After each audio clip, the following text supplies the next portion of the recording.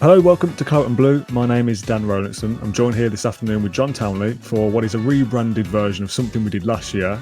We titled these match previews last year, but we realised we weren't really talking about the game, and from a tactical perspective, it was that you'd been to the press conference and what were the latest quotes from Emery, what was the injury updates and those kind of things. We're rebranding this content to be called Inside Bodymoor, because everyone can do a match preview, but you're one of the only few people in this Villa media world that has been inside Bodymoor Heath this afternoon. Exposition out of the way. John, how are you? Yeah, doing well, thanks, Dan. Season starts on Saturday night at St James's. Unai Emery's first press conference ahead of a Premier League game this afternoon, and he went through lots of different topics, lots of different questions asked. So, plenty to talk about on the podcast. You've spoken to Emery a few times over pre-season, but this is the proper stuff now, the first Premier League press conference that you've been to. I always ask the same question at the start of these, so get used to it if you're a regular viewer. What was the vibe like? What was Emery like? How was Bodymoor Heath? Was there any food? I want to know the atmosphere before we get into the what he actually said. The vibe was obviously fine because it's the first day back, I suppose, for us journalists at Bodymoor Heath. So it's nice to see some familiar faces there. Food was great as always at Bodymoor. I'll be honest, Emi Buendia missing what could be the majority of the season, if not more. We don't know yet. We'll get on to that. But that I was really disappointed and gutted for Buendia. And again, we're going to talk about it in a minute. But not that reflected the mood at Bodymoor, but that's obviously impacted the last day of preparations for Newcastle. It's affecting what Villa do in the transfer market. So that has had a big impact. And for Buendia himself, it's obviously gutting and devastating for him. So... But the cookies were nice at Bodymoor. That's the positive. Yeah, we'll get on to Buendia in a sec. He's the main talking point probably of this show, really. What did Emery say about Newcastle, though, in this first game? Because there's a section coming up later in this show where I've spoken to a Newcastle journalist and we were both saying how excited we were. And for a neutral, this is a great game and probably the pick of the weekend if the form from last season continues into this. Two sides that want to be up around in the top six of the Premier League, going at it when there's no kind of concerns about fitness and lethargy towards the end of the season. It's game day one. Here we go. What did Emery say about Newcastle? Yeah, a lot of respect for Newcastle, as you'd expect. He was asked about how he feels Villa are sort of represented in the media, and we say it sometimes, but Newcastle, obviously, they've been sort of flung into the limelight a little bit after their big takeover. They obviously qualified for the Champions League, and rightly so. They're getting a lot of praise, but he was asked, do you think Villa... do they deserve more than they're getting, or should it be more level in terms of Newcastle's praise to Villa's praise from last season? And he kind of batted it away as, well, we're doing it in our own way, like we're Aston Villa, so we'll do it how we wish to. We're a big enough club to sort of stand by ourselves. We don't have to be sort of tagged along with other people, or it's not a competition to earn the praise of the media, if that makes sense. You want your club to be given all the plaudits and whatnot in the media, but then at the same time you'll say, oh, but we're flying under the radar and that's how it should be. So I don't know how to quite feel about it, but Emery's thoughts on it are very much, we'll earn the right to earn that praise like Newcastle have, and ultimately Newcastle finished fourth, won it last season, I think, to get into the Champions League, and they were third for much of the season. At one point there was even a conversation of, can you compete with Man City in like February or something? But his point was that if we match what they were doing last season and that, going on that run of form that they were putting up, as we were, but obviously we gave everyone a 13-game head start, then they'll earn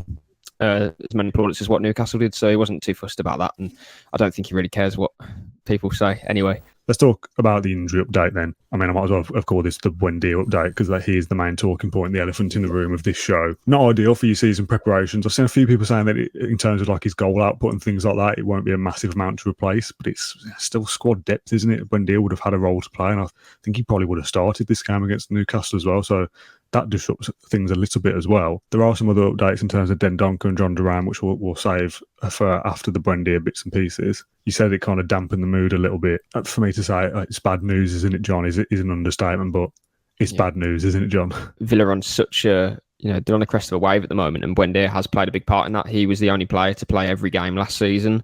One of only two players, Ezri Konsa was the other, to play in every Premier League game last season. So he always has been reliable. He's always fit, ready. He's eager, tenacious. Like Steven Gerrard was hit when he was the manager. They had like leaderboards for training sessions, and I don't know exactly how it works out, but Buendia was always leading those in terms of the points that the players got from training sessions. I'm not too sure about what the games were playing. Ping pong, maybe. God's sake. He's just someone you want around, and you want him to be available in the Conference League games. I think he would have been, a key player for Villa as well. He's just someone you want to, that we've always been able to call on, and now we can't for I don't know how long. Emery said that it's not, as we know, he said it's not like a 1 week, 2 week, 2 month, 3 month job. It's going to be like a 6-9 months, that sort of thing. And that's not like an accurate. He's just saying it's a big injury. Yes, we don't know how long it's going to be for, but it doesn't sound like good news. It's going to probably be most of the campaign, because obviously it's then working back from that sort of injury. It's one thing, having strength back in your muscles or whatever, like we saw with Carlos, who actually recovered pretty quickly from. It wasn't quick, but in terms of the injury he suffered, which was a different one. But we know how long that takes. The ACL can be very similar, if not more. So gutted for him. That's the only way I can put it. And it's a big blow for Villa as well, because now, as I say, we're now adapting in the transfer market with. Buendia is a player who I think was coming into his own under Emery a little bit. We saw in pre-season about the role that he was playing. Good in pre-season. Yeah, he, to me, was learning everything that he had to under Emery. And again, he played every game last season. So it is a big blow. And Villa are going to have to come over it. The only thing I'd say is that you've got Jacob Ramsey coming back at the end of the month. And I think they were possibly going to compete for the same role in a starting 11. But again, you're asking for players to come off the bench, make an impact in the Cups, in the Conference League. So you need a squad. So that's why Villa are going into the transfer market to hopefully make at least one addition into forward areas. But you don't want your players to be out for that long, especially now that you question how is he going to come back from that. And he hasn't just pulled a hamstring. It's Emery says that it's a concern for his ligaments, which is obviously that's always the big worry with knee injuries. Just really disappointing. Because he's one I've been asking to see more from. Whenever we do like a one to watch, my answer has always been Buendia, signed for 33 million, and not really lived up to that price tag. Though he's had, but at the same time, but there's always been flashes of something, and that's why we keep saying I wanted to see some consistency. Yeah, we're not making out as a negative that he hasn't performed or anything. It's just that we know that there's a very good player in there, and it's, as you say, consistency was the big thing for him. The amount of times last season I came on the podcast and said, he's played 3 good games. Hopefully he can make it 5 or 6, because we haven't seen that, and he didn't do it too much. But to now have this injury at this point, the eve of the new season, after pre-season, a positive pre-season, and he would have been in Emery's plans next season, as you say, Dan, and no doubt when they're doing drills on Bodymoor over in the USA, Buendia is obviously playing a key role in how they move the ball and what positions to pick up. Now a new player will have to come in and learn those patterns of play and different things like that. It's a much bigger blow than what you think, just looking at it and think, we won't have Buendia to play. I don't like it kind of being minimised down to just saying, he only scored 5 goals last year, so if we replace 5 goals, then we've replaced Emi Buendia. It's just not as simple as that. It just really isn't. And yeah, I was hoping that this would have been, to call it a breakthrough season is silly because he's been here a couple of years, but there's a player there that is 10 goals, 10 assists in all competitions and being really influential, and we're at best going to see him play a bit part from March onwards if we're lucky, and that's really quite sad on the eve of a new season, because there's so much optimism going into it, and of course there still is. This injury doesn't derail our season in the same way a Martinez would, for example, but it's still, like I said to you, bad news. Just give me a very quick round up on the rest of the squad then from a fitness perspective. So it's almost as you were for a few of them. Bertrand Traore still injured, Jacob Ramsey, Alex Moreno both still injured. It's a similar timeline for those two. You're hoping for the Palace game after the September international break for Ramsey and Moreno. Dendoncker is also out. And I've missed one. John Duran will return to training hopefully next week and be in contention to feature in the matchday squad in about 3 weeks' time. So again, you're looking at the September international break. Can Villa kind of get over this first month with a good points haul from the games that they play, get and through qualify for Europe? Yep, get past through Hibs or Lutzen, and then you're welcoming back Ramsey, Moreno. Hopefully, they won't take long to settle in terms of back into the team, match fitness and things like that, because it's going to be a very hectic season for Villa. Obviously the transfer window as well, that will be shutting in a couple of weeks or 3 weeks or so, still some things to sort there, which we'll speak about in a bit more depth in a minute. Let's have a word from the opposition. I've spoke to Andrew Musgrove this morning, who is the host of the Everything is Black and White podcast. I caught up with him earlier today to ask him 5 questions ahead of Newcastle versus Aston Villa. So take it away, earlier me. As part of the new season, we're introducing this opposition preview section of the Inside Bodymoor preview podcast show that we're launching. And we've done these in the past where we've chatted for 25, 30 minutes about the opposition, and Villa fans are kind of thinking, I don't care that much about Newcastle, but I'd like to hear little bits and pieces. So I've got 5 questions for you. So first of all, how do you just assess this opening game then, Aston Villa Newcastle? From a Villa perspective, St James's Park on the opening day is probably one of the toughest games we'll have all season. But I've got a sneaky prediction that I think Villa might get something. I think it's a really, really tough opener for Newcastle. I think it's going to be a test for Villa. I think if you're a neutral, you'll be absolutely loving this game. I think it's a brilliant TV pick because these two sides are going to have a really good season, I think. I think Newcastle have to be tighter in midfield. The previous 2 games against Villa, the one in America, the one at Villa Park, we saw Villa really overrun Newcastle's midfield, and that's my concern. I think it'll be a very close game. And I think it'll set the tone as well for both sides. However it goes, I think whichever side wins, they're going to have to be on top of their game to get there, and it'll set the tone for the rest of the season, I think. Who do you think Villa should be wary of then from a Newcastle side of things? It's so refreshing that I could give you 6 or 7 different players because this is the Newcastle United of the current day. There's so many players in the starting 11 in the squad. There's countless players who might not even get into the starting 11, let alone the squad. So Eddie Howe has options.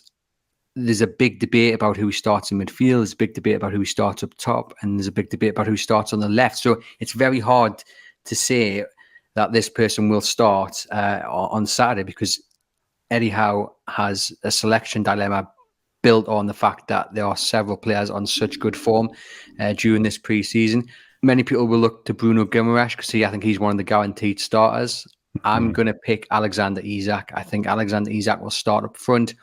And I think he'll give Villa's central defence the run around. He's deceptively strong. He doesn't look like he can be, but he really is. But the ball just sticks to him. Drop deep, he'll get the ball, or he'll float out wide and then come in.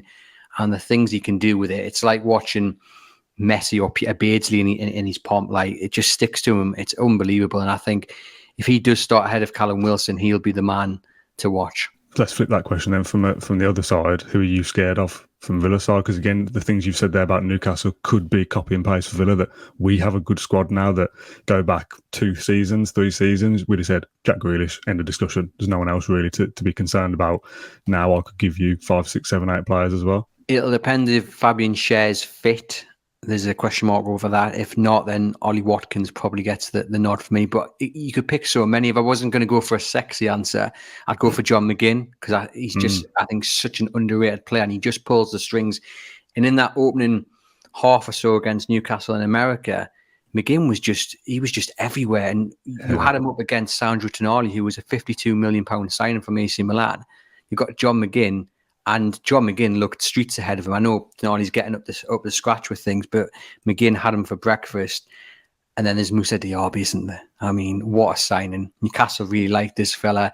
There's a bit of grumbles among certain sections of the fan base that Newcastle didn't firm up their interest. But what a player. And it's going to be really interesting to see who Eddie Howe plays at left back. Will it be Matt Targett, a familiar name to your listeners and viewers, or will it be Dan Burn? Whoever it is out of those two, they're going to have to be on top form, assuming that Diaby does play out on the right and goes up against whoever is out at left back for Newcastle. 2 questions left in this little mini preview. We both think that Newcastle are going to go on to have a decent season again next year.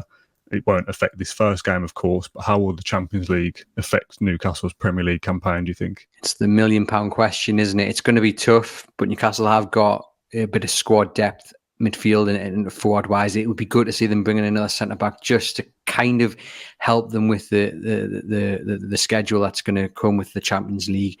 It's going to be exciting. It's been 20 odd years since they were last in the Champions League, and St James's Park under the lights, whether it's a Champions League night, a cup game, whatever, it's a very special atmosphere. I mean, it's always special at St James's Park, but a game under the lights is something really nice about it. And if it's a Real Madrid or Barcelona coming to Tyneside, Eddie Howe and the players will relish it, but the fans as well, they're going to absolutely just make it really difficult for these top teams. Undoubtedly, it will affect them because it's going to be tough, and you're going up against teams potentially who are much, much better than you. But I think the way Eddie Howe approaches games and his mantra is, every game we want to win because that breeds confidence.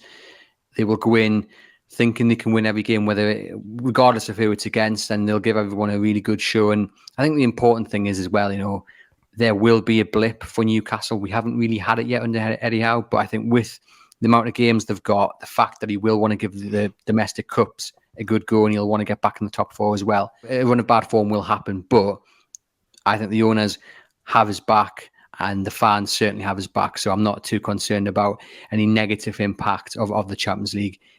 The clue's in the name when it comes to Newcastle. Everyone's united, and I think we'll see that throughout the season to come. Just quickly, this isn't one of my 5 questions. Where do you think Newcastle will finish this year? I've gone for third. We did a season preview on our YouTube channel, and I've gone third. And the reason being is I think Man City and I think Arsenal are probably the top 2 sides in the league. But then I look elsewhere. I don't think Chelsea are going to do anything special. I think there's so many fires there for the new manager to put out. I'm not really sure. I think it's a massive risk he's gone there, as good as he is. Tottenham, not concerned. I think Harry Kane could still go. I don't think they've done enough in the transfer market to upset anything. Liverpool, big rebuilding job. I've actually predicted in our season preview that Klopp won't see the season out, or if he does, it'll be a farewell next summer. I know, bold, but I think there's troubles there, and I think that opens the door to Villa to finish 5th.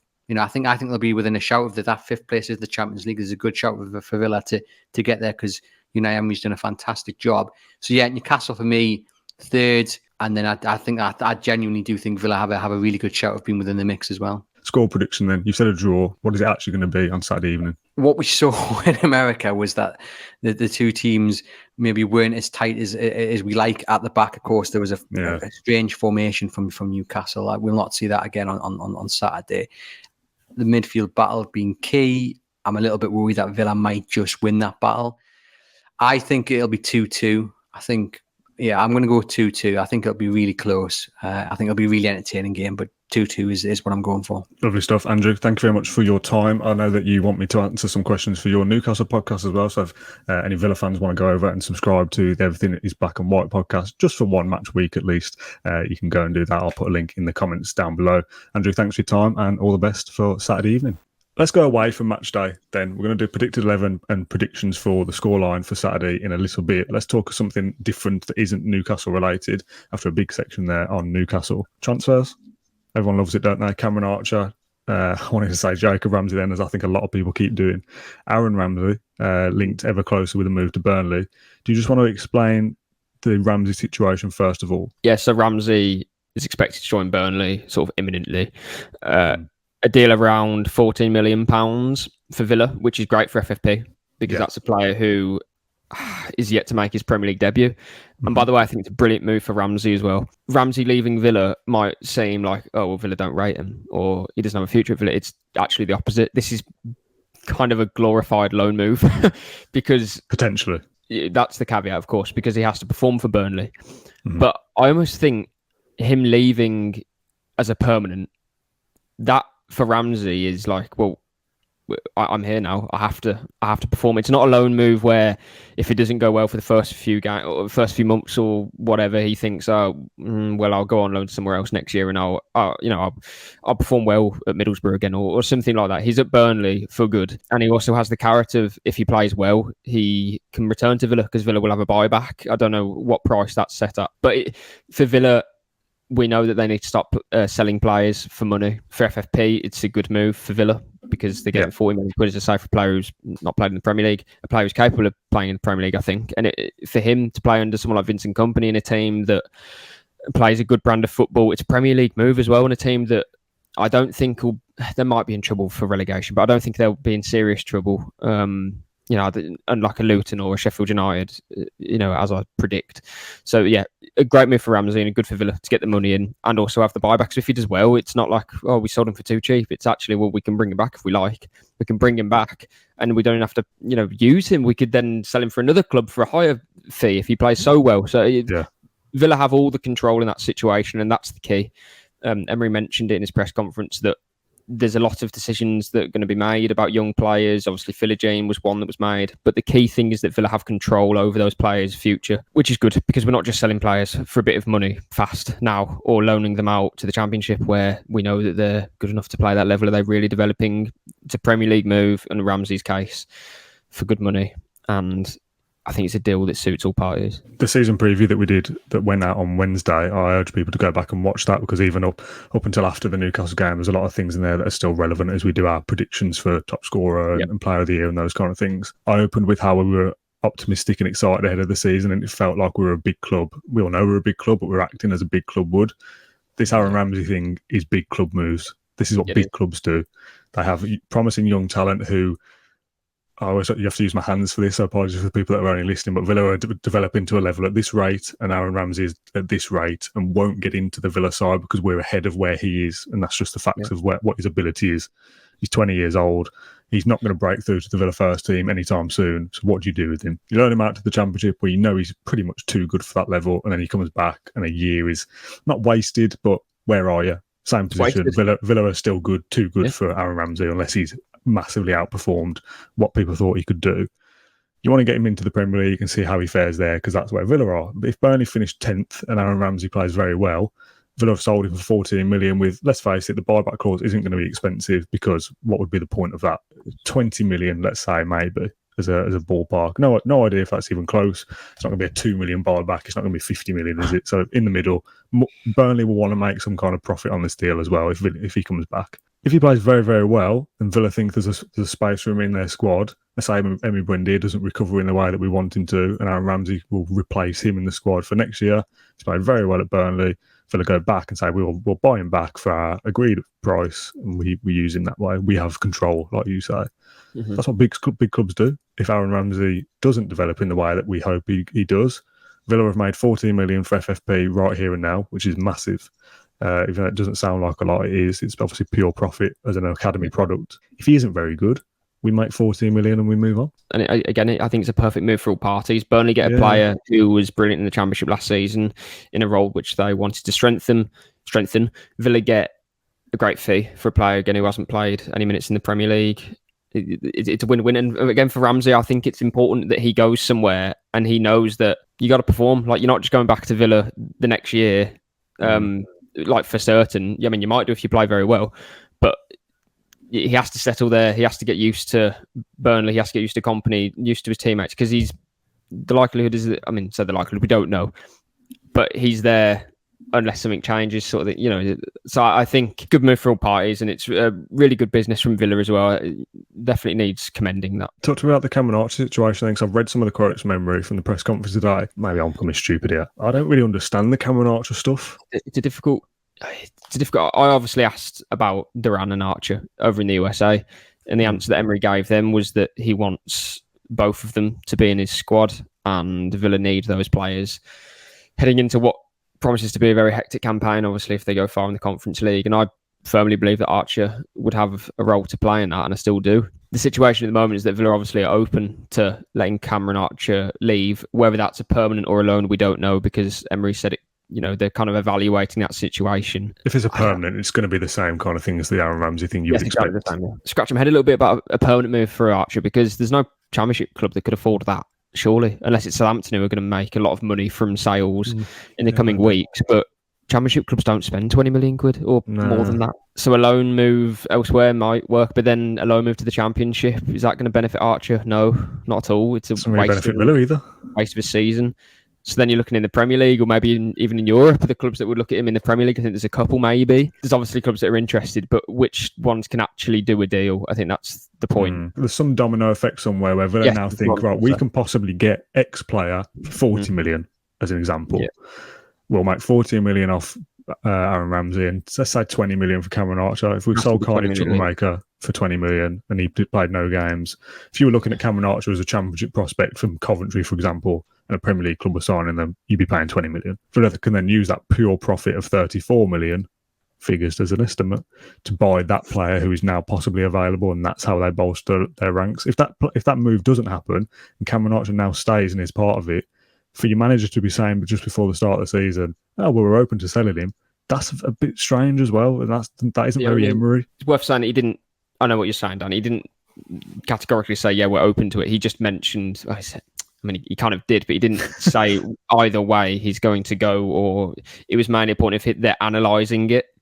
which means that, but analysing it would suggest that Villa are looking elsewhere at the same time, which is fine. Just on the point you said there about all the profit that Villa might be making from player sales, I think that's important. Does that mean that Villa can then spend the money that they're bringing in? I'm not sure. I think Villa need to be making money to cover what they've already paid. Stop buying. Exactly. We've already spent a lot of money this summer, and yes, other clubs are spending more, but Villa don't have the revenues. Let's see what happens. But it's interesting for sure. I don't know whether Emery's looked at Archer in pre-season and thought, I like him a lot, because, by the way, he's always complimented him and said how well he did at Borough.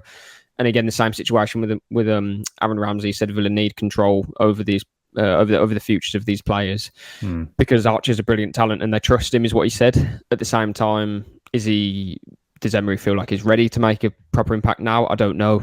Maybe this is what he's analysing in the season preview, wasn't it? Like, maybe, I'm not quite sure on Cameron Archer. Maybe Emery feels the same way. They've obviously got targets for those positions as well. So we'll see what happens. It's going to be a very interesting couple of weeks. I just hope that whatever decision is made on Archer is the right one. And I trust that it will be, because Villa have got a very astute transfer committee at the moment. And look at what Aaron Ramsey, that deal is evidence that they know what they're doing. Let's go into our predicted, or your predicted 11, I should say. I've got some graphics on screen for when I'm editing this. So sorry, John, as we go through this, you won't be able to see them, but I know you've sent me your 11. This is my predicted lineup. The big graphic that said predicted lineup was the clue. that was the clue. Yeah, so I think Emery will be starting Torres, Mings, and Konsa as a back three in possession, but the fullback that will be playing, I think, will be Matty Cash. Martinez in goal, obviously. Double pivot of Luiz and Kamara. I was toying with the idea of will he play Tielemans, but I just think for the first game, that's a settled partnership. You know what you're going to get from those two, and it'll work.